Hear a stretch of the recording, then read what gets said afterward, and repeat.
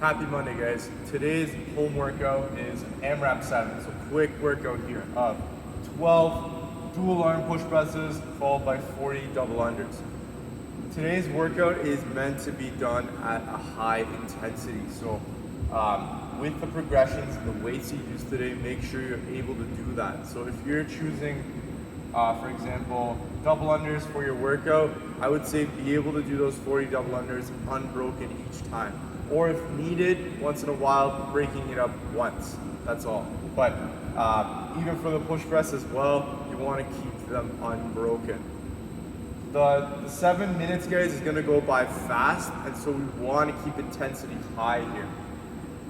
And to do that, guys, I want you to think about really trying to keep yourself accountable to the clock. So watch the clock, see how fast you're finishing a round. I would say try to be able to finish a round within 50 to 60 seconds there.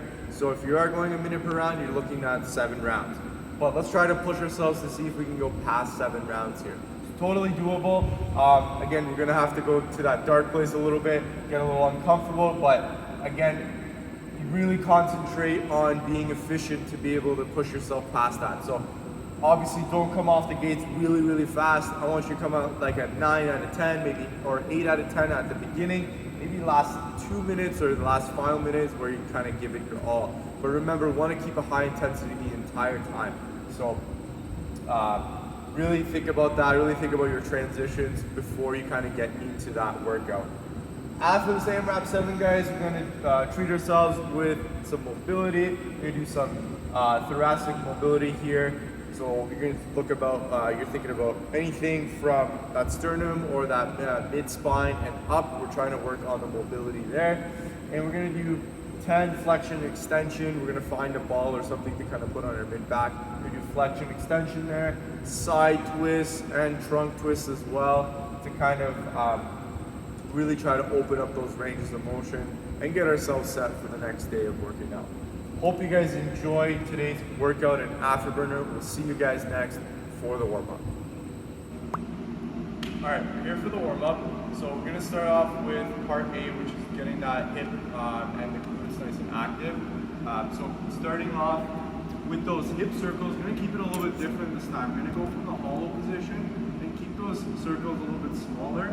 We're trying to work on moving that hip in a controlled fashion. So get into that hollow first, guys. So you guys can start from that pike position, that seated position here. You guys are gonna round that back, tuck in that rib cage so you're getting that core engagement. You're gonna sit back into that hollow position. Once you're here, we're gonna focus on one leg. We're gonna go for 5 nice small circles, really just trying to focus on the control of the hip. If it's getting very choppy, make a smaller circle, and as you get more comfortable with it, then you guys can get a little bit larger with that circle, or even get a little bit faster. I don't want to see you guys go like this, so make sure it's nice and controlled the entire time. 5 in the clockwise direction, 5 in the counterclockwise direction on that one leg, then switch and do it on the opposite side. Once you're done that, you guys stay on the floor. Let's go for those single-legged glute bridges. So lift that one leg off the ground, back is flat against the floor. We drive our hips up and really feel that in our hamstrings and our glutes.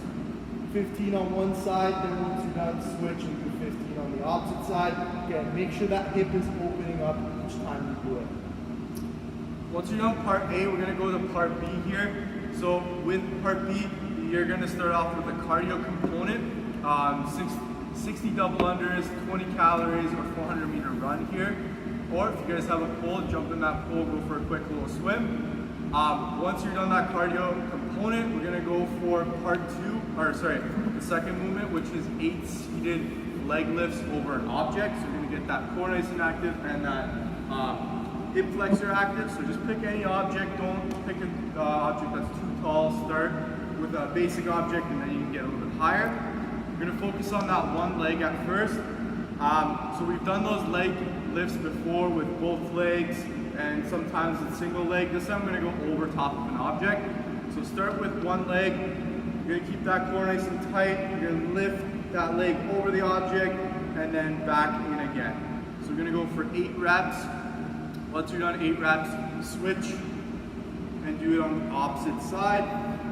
Again, to make it harder, bring your hands in. To make it easier, hands further back. So play around with it. What the focus is to get that core engagement and the hip engagement there. Last movement here, 20 seconds of that single arm plank. So we're gonna go off with one hand. What I want to see is that I want you to push through that lat into the ground, really try to engage that lat and the core as well at the same time. So I'm in this position, we're going to start off nice and wide, have a nice wide base, thinking about pushing hard into the floor, keeping the core tight. 20 seconds here, then 20 seconds on the opposite side. If you want to make it more challenging, bring your feet in, or if you want to make it a little bit easier, go off your knees, but again, still focus on pushing hard through that lat as you're doing that single arm plank. 2 rounds of that, guys, and then we'll see you guys next for the workout movements. So for the push press, remember it's one continuous movement, so you're not re-dipping in the knees. Just make sure you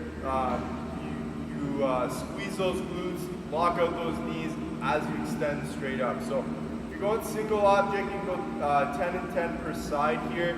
With that dip and drive, remember, as we're coming down, we want to stay nice and vertical. So you don't want to deviate that back ankle at all. We want to keep it nice and straight, almost like as if I were leaning against that wall and I'm just going down with the length of the wall there, so I'm staying nice and straight. So think about that, guys. You're dipping down, staying nice and small. Weight is going to be a little bit more in that heel as you're coming down. On the way up, guys, driving hard through the legs. As soon as we extend those legs, those knees, we're going to be driving that weight overhead. And again, once we're over here, squeeze the shoulder blades together, make sure they're back and down before you start that next rep. You can go continuously or you can stop in that front rack position if you need to reset. Remember, I'm going to dip and drive up as I'm bringing it down. It's about an inch off my shoulder, about a centimeter there. I'm going to start dipping down so that I can start my next rep. So control the way down, getting ready, dip, going into that next rep. For those double unders, if you have them, let's work on those double unders today. If you're at that 30 range, for example, see if you can break them up into sets of 20. Or if you want to try it, seeing if you can do bigger sets today, this is the great day to try and start, or a great workout to start doing that. If you don't have double unders, let's go single skips, or we can go for some running skips here, guys. Also, you can use that previous option from before, which is the double tap hop. So you're going to keep the feet together, you're going to jump up, double tap your sides for 60 reps total. All right, guys, we're here for the Afterburner. We're gonna do some thoracic mobility here. So find yourself a ball or something that's soft that you can kind of rest your back on and almost arch over it. Don't pick something too hard there. It's gonna feel painful in the back. That pivot point, we want it to be at the middle of our back. So we're gonna use that object to pivot at that point. So I'm gonna use this med ball here. I'm gonna lie back onto it. I'm going to try to pivot at that middle point of my back. From here, once I'm in that arch position, I'm going to get my arms overhead, so behind my back, the back of my head, I mean. From here, we're going for 10 flexion extension reps here. So we're going to kind of let ourselves go back, extending as much as we can, and then pulling back in as much as we can. We're going to be doing 10 reps here, nice and slow. Again, these are not for time or anything like that. We're just trying to open up that back and that thoracic spine there. From there, we're going to go into some side twists.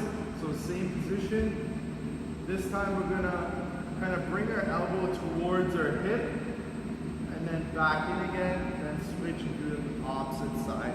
You'll notice that you'll feel tight on those lats. You might need to work on a little bit more mobility in that section if you need to there. You find that you're really tight when you're going down, especially on the opposite side. But we're going to go again 10, alternating as you're in that arch position. Okay? Once you're done that, we're going to go for rotations to finish off. So still again, mid-back is that anchor point there. You're going to twist and look towards the floor, back into that center position, same thing, twist, and always try to move that whole upper body towards the direction that we're twisting towards. So 10 reps of everything, guys. Take it slow. You can use a pillow. You might need to stack a couple of them. Make sure it's not too hard on your back. And you're twisting at that middle point of your back there. That'll be where your thoracic spine meets. So make sure it's at that point there. Other than that, guys, hope you guys enjoy the mobility in the WOD. We'll see you guys tomorrow for the next workout.